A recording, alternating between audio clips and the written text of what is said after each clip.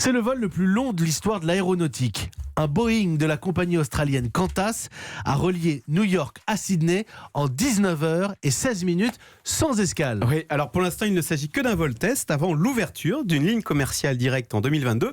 Et puis Qantas compte également ouvrir une ligne depuis Sydney, donc en Australie, vers l'Europe, donc Londres, Francfort et Paris. Alors là, ce sera plutôt carrément 20 heures de vol, toujours sans escale. Alors évidemment, ça paraît fou, hein. Au décollage, naturellement, les réservoirs sont chargés à bloc. Il y a, tenez-vous bien, dans l'avion, 100 tonnes de kérosène au décollage, ce qui représente quasiment la moitié du poids de l'appareil.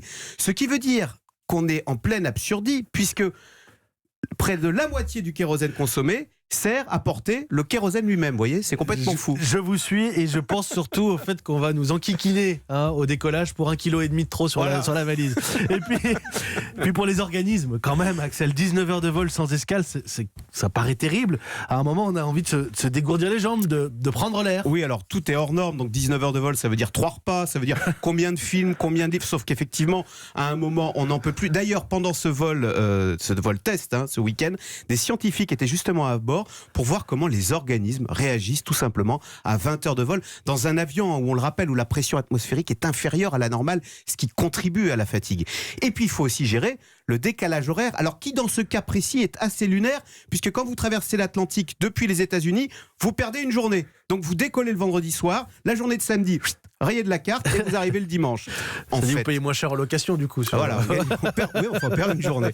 En fait, on réalise que tout cela est très contre nature, aussi bien pour les passagers que pour l'environnement. À l'heure de la honte de voler et de Greta Thunberg, cet avion aura consommé 125 000 litres de carburant. Ça fait quand même réfléchir. En fait, ce genre de performance qui défie la nature fait très 20e siècle. Vous savez, quand on poussait la performance au maximum, il faut se rendre à l'évidence. L'Australie est une terre lointaine et elle doit le rester. On n'ira pas d'un claquement de doigts. Je vais envoyer votre chronique à l'ambassade d'Australie à Paris. Qu'on les garde loin, les Australiens. Mais non, mais c'est le charme des terres lointaines. C'est lointain. C'est pas faux.